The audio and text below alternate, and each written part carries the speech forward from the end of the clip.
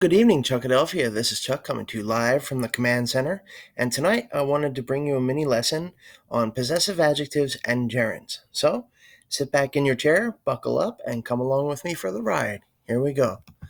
So, at some point in your life, maybe you were sitting on an airplane and you saw a sign that said this: "Thank you for your understanding." And you might have asked yourself why we would use your with understanding and not you. Well, that's why you're here, right? And that's why I made this lesson. So let's jump in, okay? And first, I want you to ask yourself this question: what are gerunds? Now, can you answer that without looking it up on Google or going into your English textbook? Well, if you can't, let me remind you, okay? Gerunds are the ing form of a verb when it's used as a noun, okay? So, uh, if we use a noun as a subject, we can also use a gerund as a subject, right? So you might say, swimming is very healthy. Now here, you see you have your ing ending there. Swimming is very healthy. Winning the Super Bowl is hard, right? That's a gerund. Gerund as subjects, right? How else can we use nouns? As objects, right? Objects of verbs. So I can't imagine getting a flat tire on a highway. Now here, that is the object, okay? So that is a gerund. And we can also use gerunds as the object of a preposition. I am interested in learning French, okay? Learning here is a gerund. Now, it's important to remember that just because there's an ing at the end of a verb does not mean it's a gerund, okay? So main verbs are not gerunds. I am swimming. Now, that's a verb. That's not a gerund, okay?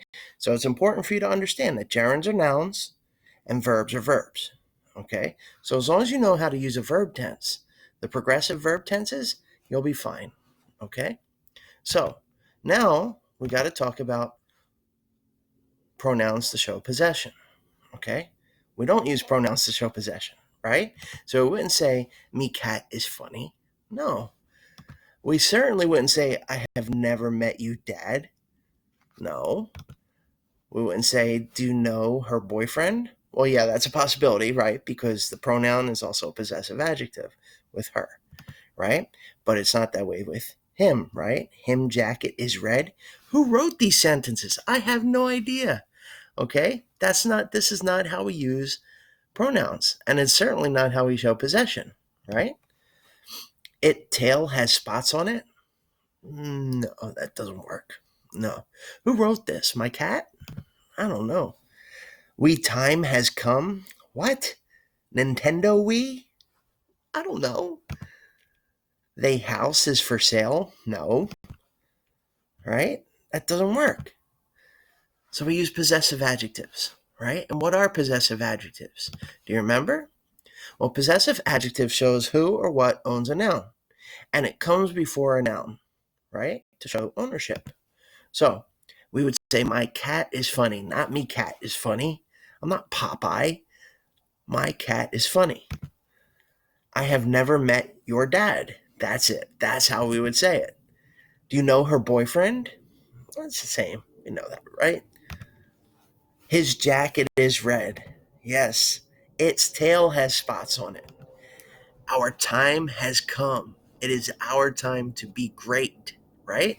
That's what that is. And then their house is for sale. You got it? All good, right? So, now, since gerunds are nouns, we have to keep this in mind, okay? They should receive possessive adjectives to show ownership as well, right? Sounds fair. Sounds consistent. But here's the thing. If the subject is the same performing the gerund after the main verb, no possessive adjective is needed. Okay, so here's the main verb, understand. And here's the gerund, leaving. If I say, I can't understand leaving the party early, it's implying that it's me I'm referring to. If I say, I can't understand my leaving the party early, it's kind of repetitive and redundant. So we don't need it there, right? Sue enjoys lying on the beach. I can imagine that whoever said this is referring to Sue. There's nobody else that is implied here, right? So the way we use possessive adjectives or possessives with gerunds is this. If the subject is referring to someone else as the doer of the gerund when it's following a verb. Okay? So, Julie apologized for his leaving the party early. Okay? I don't know who his is, right? But I imagine it's not Julie, right? Julie is a female name, and his has to be referring to some male that she's referring to. Okay? So, if the doer of the gerund is different than the subject, use a possessive adjective, especially when it comes after the main verb. Okay, so let's take a look at some more examples, and maybe this will all come together a little better now. Okay, so you try some. So if I say this, I can't understand Tim wanting to get a divorce. Right? We got to use a possessive adjective or a possessive here because it's following the main verb, and I is different than Tim, so it should look like this. I can't understand Tim's wanting to get a divorce. All right, fair enough. Thank you for you, Patience. That's like saying thank you for you, Patience. Maybe the person's name is Patience. I don't know. People have unique names these days. But I'm going to lean on the side of patience being the noun patience, right? And therefore, we should say thank you for your patience. Right? Fair enough. And how about here? There's no excuse for you breaking the window. No. We would say there is no excuse for your breaking the window. Right? That's right. Okay. So let's see. Let's go here and see. Will we say, may I borrow you pen? No, we would say, may I borrow your pen? I hate my interrupting your meeting like this, but I have to say something. Again, my is repetitive. I is here. I could just say, I hate interrupting your meeting like this, but I have something to say. Perfectly fine. It says the same thing. There's no need for my there, right? Steve asked about him not coming to class today. Okay, so I imagine here that him is not Steve because Steve wouldn't need him there. We would just say Steve asked about not coming to class today. But here we're referring to someone else. And since we're referring to someone else, this is him, this is the pronoun, we should change that to the possessive adjective. What? What do you want? You want to come to class?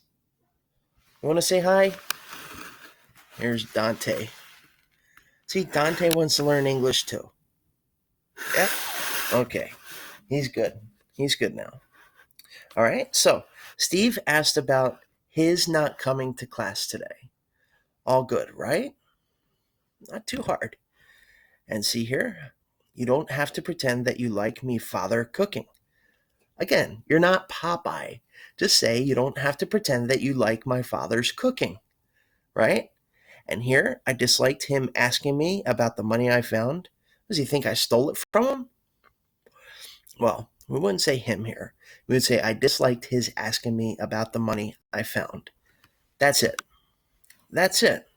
Now, see, you got to understand that technically these possessive adjectives with gerunds, this whole topic is really considered formal English. You will most likely hear someone saying, you know, I don't understand you not coming to my party. You'll hear people use just the regular pronouns. And so this is like I said before.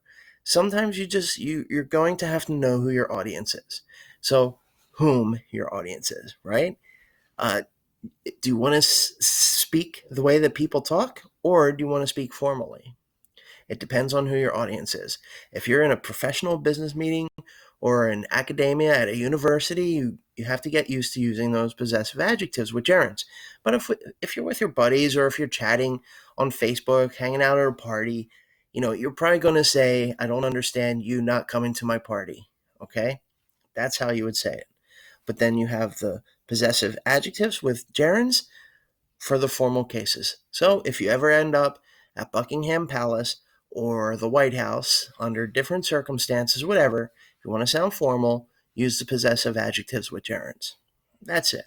Okay? So, thank you again for watching.